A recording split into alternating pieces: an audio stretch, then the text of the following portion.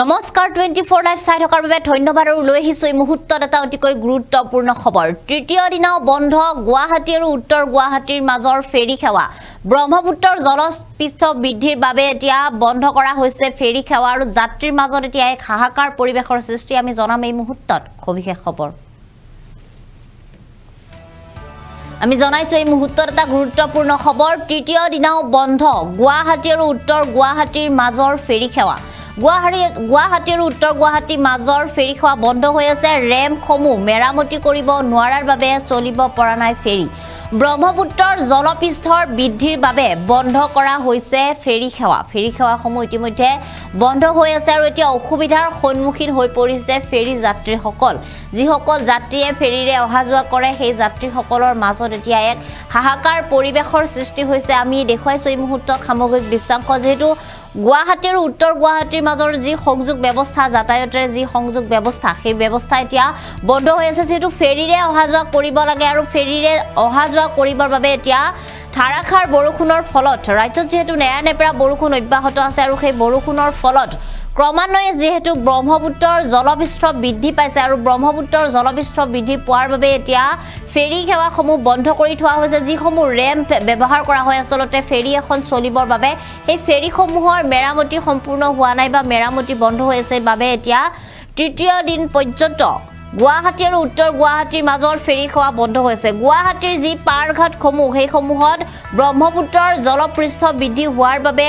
আৰু ৰেমসমূহ পানীৰ তলত বুৰ যোৱাৰ বাবে এতিয়া বিগত সোমবাৰৰ পৰা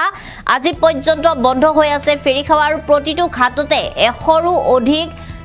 জল পৰিবহনৰ কৰ্মচাৰী আছে জল পৰিবহনৰ কৰ্মচাৰী থকাৰ পিছতো কিন্তু ফেৰীৰ ৰেমসমূহ মেৰামতি নকৰাৰ বাবে এতিয়া চলিব পৰা নাই ফেৰীসমূহ আৰু ইয়াতে বিভাগীয় যি কৰ্তৃপক্ষ সেই কৰ্তৃপক্ষৰ এতিয়া গাফিলতি দেখিবলৈ পোৱা গৈছে প্ৰতিটো পাৰঘাটতে আসলতে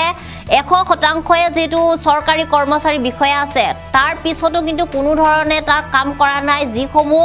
ফেৰী ব্যৱহাৰ কৰি চলাবৰ বাবে যিসমূহ ৰেম আসলতে প্ৰয়োজন সেই ৰেমসমূহৰ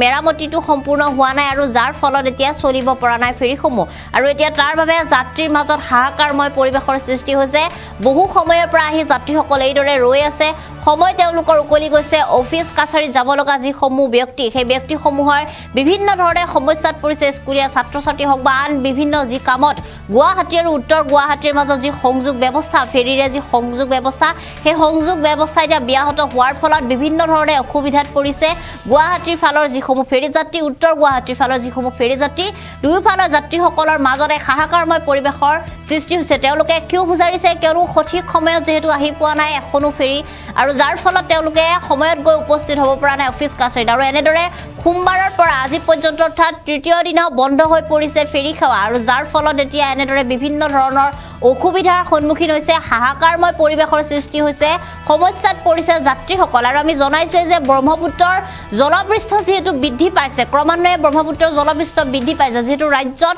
নেৰানেপেৰা বৰষুণ চলি আছে বতৰ বিজ্ঞানৰ সতৰ্কতা বাণী দিয়াৰ পিছতে ৰাজ্যত ধাৰাসাৰভাৱে বৰষুণ অব্যাহত আছে আৰু সেই বৰষুণৰ ফলত এতিয়া এনেদৰে জলপৃষ্ঠ বৃদ্ধি পাইছে ব্ৰহ্মপুত্ৰৰ এনেদৰে পানী বৃদ্ধি পাইছে আৰু যাৰ ফলত এতিয়া ফেৰীসমূহ এনেদৰে বন্ধ কৰি থ'ব লগা হৈছে আৰু এই মুহূৰ্তত আমাৰ হাতত কিছু মন্তব্য আছে যাত্ৰীসকলৰ সেই মন্তব্য আমি আপোনালোকক শুনাইছো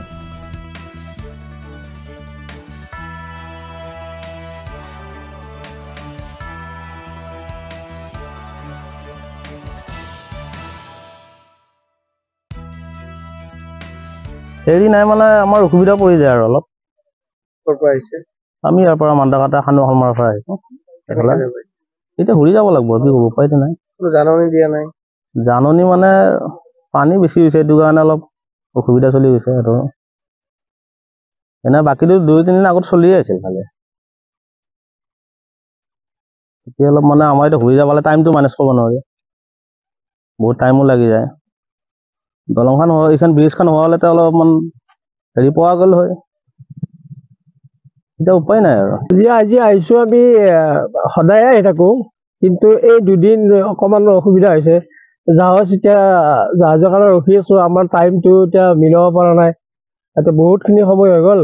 এতিয়ালৈকে জাহাজ অহাই নাই পানীৰ পৰিমাণ সেনেকেই আছে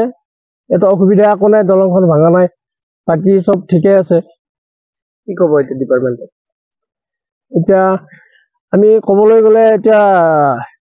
আমাৰ অসুবিধা হৈছে। ডিপাৰ্টমেণ্টে এতিয়া আমাক সুবিধা কৰি দিব লাগে। গাড়ীখন এতিয়া আমি গাড়ীখন চলাব লাগে। যথেষ্ট অসুবিধা হৈছে, বহুত অসুবিধা হৈছে, বহুত অলপমান নহয়। আমি বেজেৰা বাহিৰতে চাৰিআলিৰ পৰা আহিছো। শৰাইঘাটেৰে যাব লাগিব। এতিয়া আমি এইফালে ঘূৰি যাব লাগিব, আমিনগাঁও হৈ মোটামুটি 16 কিলোমিটাৰ আকৌ ঘূৰি যাব লগা হ'ল। মূল্যই নহ'ল আমাৰ।